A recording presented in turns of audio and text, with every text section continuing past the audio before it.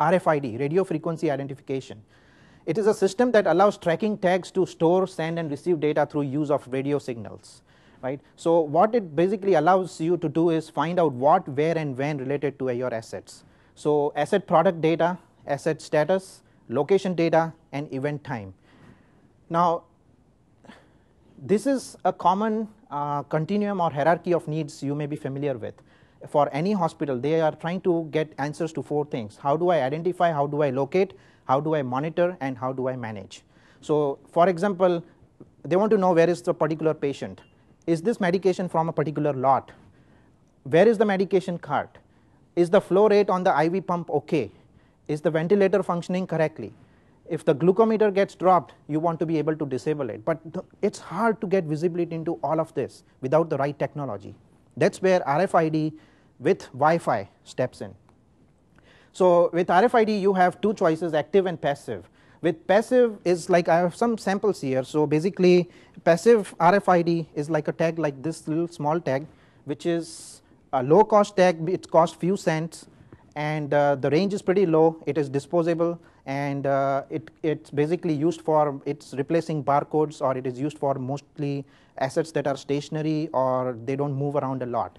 But the real thing now, the real technology is active RFID, and the active RFID tags look like this, and this is a real active RFID tag which has been activated, and what they do is they are battery powered and they emit signals. So it's like a small electromagnetic device which is emitting electromagnetic frequency, and basically the access points or the RFID readers keep track of this. They are higher cost, maybe they are not as cheap as a passive RFID tags, but they have a pretty big range, and also they are reusable and they are used for tracking mobile assets around the campus and outside the campus. There is a technology out there now. There is best in class partners out there, best in class companies. So Cisco has something called Nurse Connect, Motorola has something called Total Enterprise Access Management. So there are a lot of options out there, but they're all trying to solve a good business case here. So a patient trying to connect with the nurse, all they have to do is they don't have to go through many different steps. You can have one device in your hand, a wireless device, and all the patient has to do is push a button and contact the right caregiver. And let me show you what else you can do with it. So if the patient presses the button and that particular nurse or caregiver is not available, so or if she is busy with something else and she wants to escalate it to the next person on duty, she doesn't even have to get up from the desk. She can push one button on this and it can escalate to the next person on duty, and you can see she can reroute the request to the aide. The dome light will change and the aide will take care of the patient, and the patient doesn't have to feel like he's waiting for the nurse to come. Okay, so it's all about one button click or one push button, right, on a single device. So this is your old scenario. A lot of us are familiar with this. Patient presses a call button, light illuminates on the nurse calls the station, charge nurse at the station desk calls into the room and identifies the nature of the request. And what do they do then? They put a overhead paging. Now hospitals are not airports, hospitals are not railway stations. We expect there to have a quiet environment. This overhead paging is very disruptive. So how if we had this technology where all the nurses could carry one phone, one wireless device, one smartphone, and they could not only get paged on that, but that would be their entire desktop. You can do email, you can do voicemails, you can do push to talk, you can do line of business applications, everything on a single device. So no longer you need the tool belt that the nurses carry. So this is how you would do it in the new scenario. You would have patient pressing the call button, nurse identifies the type of alert on the device, and she pushes the button and she is in communication with the patient. No wait time, it's pretty efficient. So there is one solution that I can present to you today, which is a team solution from Motorola. It is the Total Enterprise Access Mobility. The solution, what it does is basically, the best part about this is it puts your entire desktop in one device.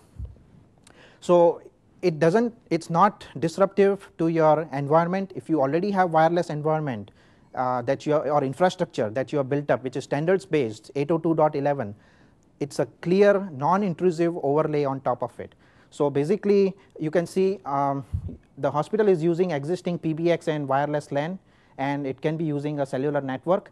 So this is what you need. You need just two servers, wireless services manager and network services manager, which are pretty standard Sun operating system, Sun servers. They lay non-intrusively on top of your wireless infrastructure. And now what you can do is, you can see the phones here. You can have like phones like EWP 1000 or EWP 2000, any of the smartphones, or even MC55, which is a personal digital assistant, and that becomes your computer now. So as I was saying, now you can, anytime patient tries to reach a nurse, all they have to do is press the button, and the nurse could be roaming anywhere within the premise, and she gets notified right away, and there is no waiting for any kind of communication back and forth. There is no overhead paging. So this is one thing you can do. Another thing you can do with the same solution is, also there is a Team Express. So if you're not interested in having all the email and push to talk, I mean all the email and calendaring and internet and everything on your phone, you just want a basic flavor of voice communications, there is an Express version where you can have any kind of device there, and like any kind of radios, any kind of smartphones and two-way radios, you can basically go back and forth with the basic communications. And same thing with the radio link solution. You can put an extra server over there, and now any of your existing radios that you have in the hospital, UHF radios, VHF radios, two-way radios, they all can now communicate with any device using open standards.